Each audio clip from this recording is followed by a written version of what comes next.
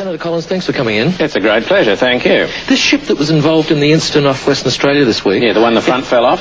Yeah. Yeah, that's not very typical. I'd like to make that point. Well, how is it untypical? Well, there are a lot of these ships going around the world all the time, and very seldom does anything like this happen. I just don't want people thinking that tankers aren't safe. Was this tanker safe? Well, I was thinking more about the other ones. The ones that are safe? Yeah, the ones the front doesn't fall off. Well, if this wasn't safe, why did it have 80,000 tonnes of oil on it? Well, I'm not saying it wasn't safe. It's just perhaps not quite as safe as some of the other ones. Why? Well, some of them are built so the front doesn't fall off at all. Well, wasn't this built so the front wouldn't fall off? Well, obviously not. How do you know?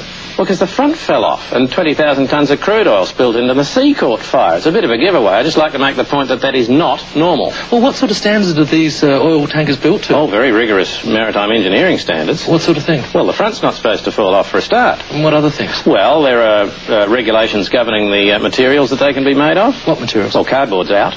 And? No cardboard derivatives. Like paper? No paper.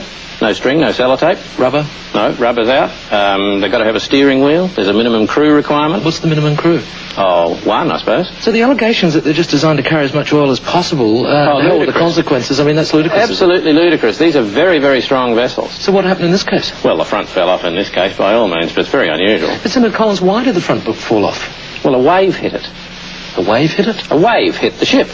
Is that unusual? Oh, yeah. At sea, chance in a million. So what do you do to protect the environment in cases like this? The ship was towed outside the environment. Into another environment?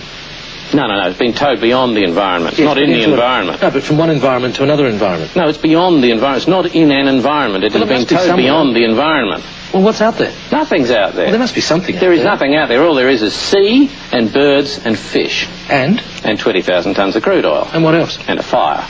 And anything else? And the part of the ship that the front fell off. But there's nothing else out there. Senator Collins, thanks for joining us. A complete void. Yeah, we're out of time. The environment's perfectly safe. We're out of time.